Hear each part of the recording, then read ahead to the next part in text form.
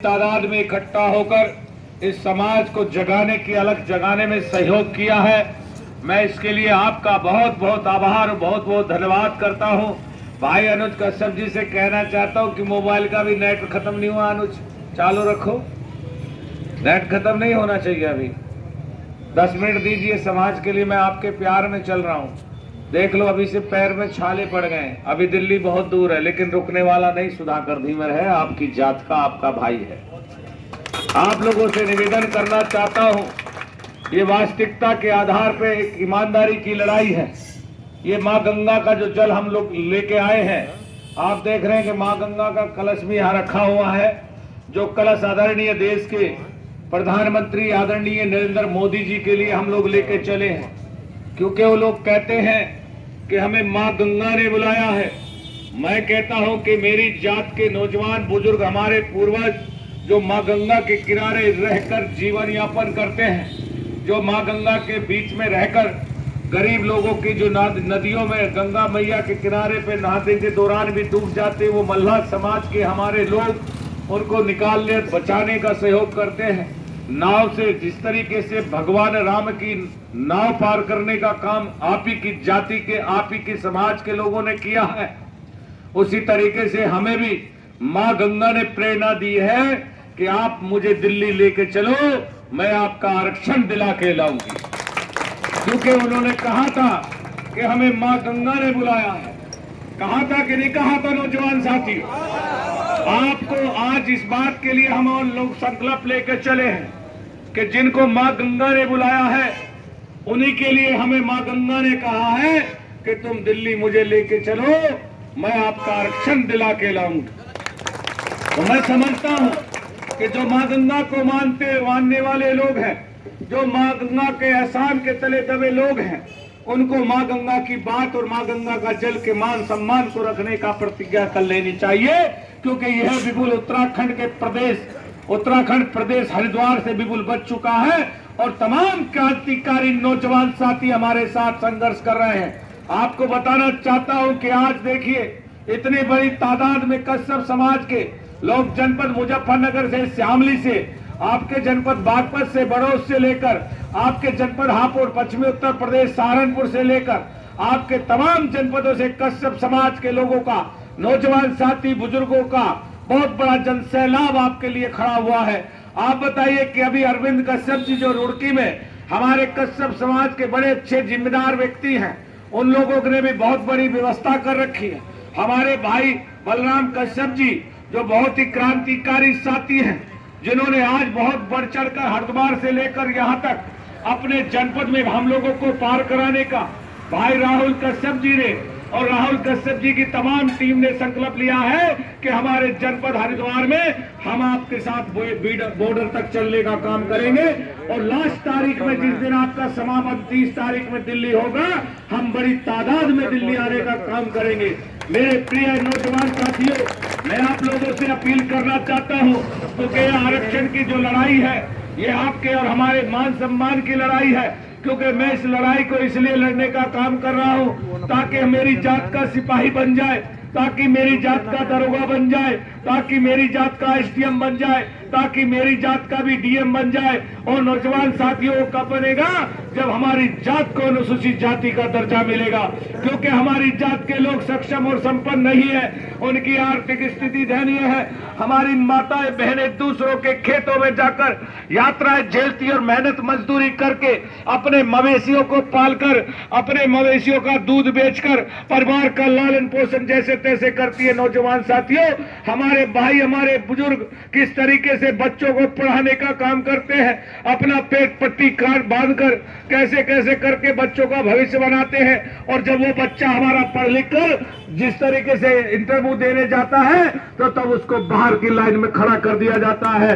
क्योंकि उसके पास आरक्षण नहीं है, उसके पास पैसा नहीं है, उसके पास सम्मान नहीं है, उसके पास सिफारिश नहीं है, इसलिए उसको बाहर खड़ा कर दिया जाता है। अगर आरक्षण मिल जाता है तो आपका भी सिपाही बनेगा, आपका भी दरोगा बनेगा, आपका भी डीएम बनेगा, आपका भी एसडीएम बनेगा, और आपकी जात के भी खेत खलियान होंगे, आप लोगों को पट्टा भी मिलेगा, आप लोगों को रहने के लिए सुविधाएं मिलेगी, सरकारी आवास भी मिलेगा। इसलिए मैंने ये आरक्षण का बिगुल बजाया है। और जो बाबा साहब भीमराव अंबेडकर ने इस भारत का जो संविधान बनाने का काम किया है, बाबा साहब भीमराव अंबेडकर ने ये सारी यात्राएं झेलने के बाद हमारे और आपके सम्मान के लिए बाबा साहब ने संविधान बनाया। जब एक देश और एक संविधान कहलाता है तो एक देश एक संविधान के आधार पर लागू सरकार को करना चाहिए कि नहीं करना चाहिए? उसी संविधान को जो बाबा साहब ने इस संविधान को, भारत का संविधान जो बनाया है, उसी संविधान को लागू कराने के लिए ये गंगा जल यात्रा का शुभारंभ किया गया है। और ये गंगा जल यात्रा प्रतिदिन चलते चलते दिल्ली पहुंचेगी और 30 तारीख में हम लोग दिल्ली के नजदीक पहुंच जाएंगे। मेरी आप लोगों से गुजारिश है, मैंने आपके बीच में, आपके गांव, आपके लक्सर में आकर आप लोगों से एक भीख मांगी थी, याद होगा नौजवान साथियों। वो क्या भीख मांगी थी? मैंने आपसे एक रोटी एक यात्री की भीख मांगी थी।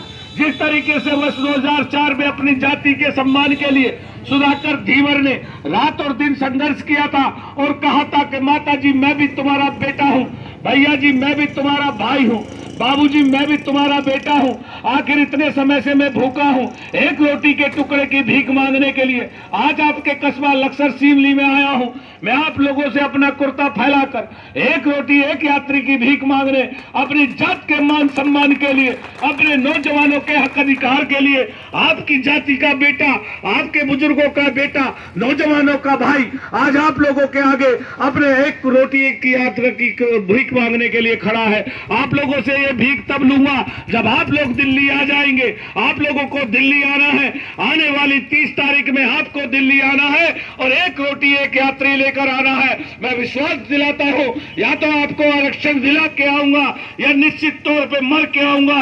आपको प्रतिज्ञा करनी होगी, या तो आरक्षण लेके आएंगे या रोटी का टुकड़ा खिला के लाएंगे, या आप लोगों को भी प्रतिज्ञा करनी होगी। अगर आप रोटी नहीं खिला के लाए तो 2 मीटर कफन में लपेट के ले आना। विश्वास के साथ कहता हूं कि अपनी जात के लिए संघर्ष किया है, अपनी जात के लिए मान सम्मान के स्वाभिमान की लड़ाई को लड़ने का काम किया है, उसको लड़कर पूरा करने का काम करूंगा। ये आप लोगों से वादा करता हूं। आप लोगों को भी ये वादा करना होगा, मेरे क्रांतिकारी साथियों को वादा करना होगा कि आने वाली 30 तारीख में बड़ी से बड़ी तादाद में आप लोगों को दिल्ली आना है और इस प्रेरणा के साथ आना है कि भाई सुधाकर कश्यप को एक रोटी खवा के लाना है। एक रोटी एक यात्री की भीख मांगने आया हो, एक रोटी एक यात्री आप दे देना। विश्वास के साथ कहता हूं, दोबारा कहना चाहता हूं, या तो मर के आऊंगा या आरक्षण दिला के आऊंगा। या तो आप आरक्षण लेके आना या फिर 2 मीटर कफन में लपेट के ले आना। मैं मान सम्मान के लिए एक स्वतंत्रता सेनानी का बेटा होने के नाते मैं एक क्रांतिकारी साथियों का इसलिए आभार और सम्मान करता हूं ताकि इन क्रांतिकारियों ने इतना सफर तय किया है। मुझे उम्मीद है कि इस यात्रा को भरपूर मात्रा में सफल बनाने का काम करेंगे। आप लगाइए कि सहारनपुर से फोन आ रहे हैं, आप लगाइए शामली से के लोगों के फोन आ रहे हैं। तमाम लोग पूछ रहे हैं कि यात्रा इस समय कहां आ चुकी है।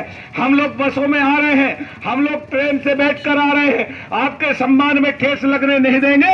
अपने मान सम्मान के लिए, अपनी जात के स्वाभिमान के लिए भाई प्रदीप कश्यप जी हैं, भाई हमारे सूरज कश्यप जी हैं, भाई सुरेश कश्यप जी हैं और तमाम साथी हमारे रात और दिन मेहनत करने का काम कर रहे हैं। मैं इनका आभार और धन्यवाद करते हुए अपनी वाणी को विराम लगाते हुए फिर वही एक बात कहूंगा कि अपने तमाम साथियों से, लक्सर वासियों से एक रोटी एक यात्री की भीख मांगने आप बुजुर्गों का बेटा, नौजवान भाइयों का भाई आपके बीच में अपना कुर्ता फैलाने आया है।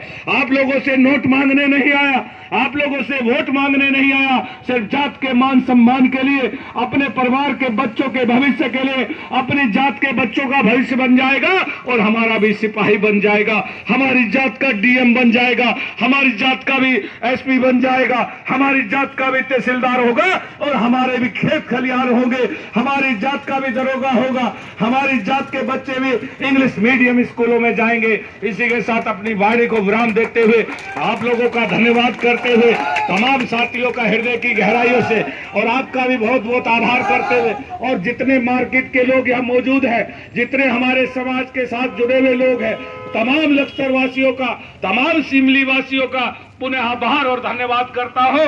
इसी के साथ अपनी वाणी को विराम देने से पहले भाई बलराम कश्यप जी से कहना चाहूंगा कि वो भी आकर दो शब्द कहे, जिसके साथ साथ भाई राहुल कश्यप जी से कहकर अपील करना चाहता हूं, उनसे जानना चाहता हूं कि वो बताएं कि आपके यहां से कितने लोग हमारी यात्रा में, नौजवान साथी हमारे कंधे से कंधा मिलाकर अपने हक अधिकार के लिए चलेंगे।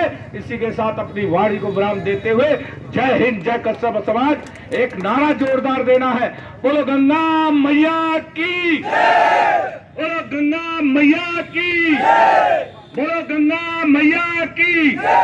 महर्षि कश्यप जी, महर्षि कश्यप, महर्षि कश्यप की, महर्षि कश्यप की। ये हमारे पुरुषों के पुरुष, महापुरुष, परम आदरणीय महर्षि कश्यप जी हैं, जो सृष्टि के रचयिता। आपका इतिहास कोई कमजोर नहीं है, आपका इतिहास बहुत बड़ा है। आप इतिहास को जानिए और कलश को देखिए, इस कलश को भी आप देखिए। अगर माँ गंगा को ठुकराया तो माँ गंगा उनको ठुकरा देगी, ये वादा है। इसी के साथ अपनी वाणी को विराम देते हुए उन्हें आभार और धन्यवाद करते हुए भाई राहुल कश्यप जी के बाद भाई अजय कश्यप जी भी आए और अपने वक्तव्य से समाज को संबोधित करें। जय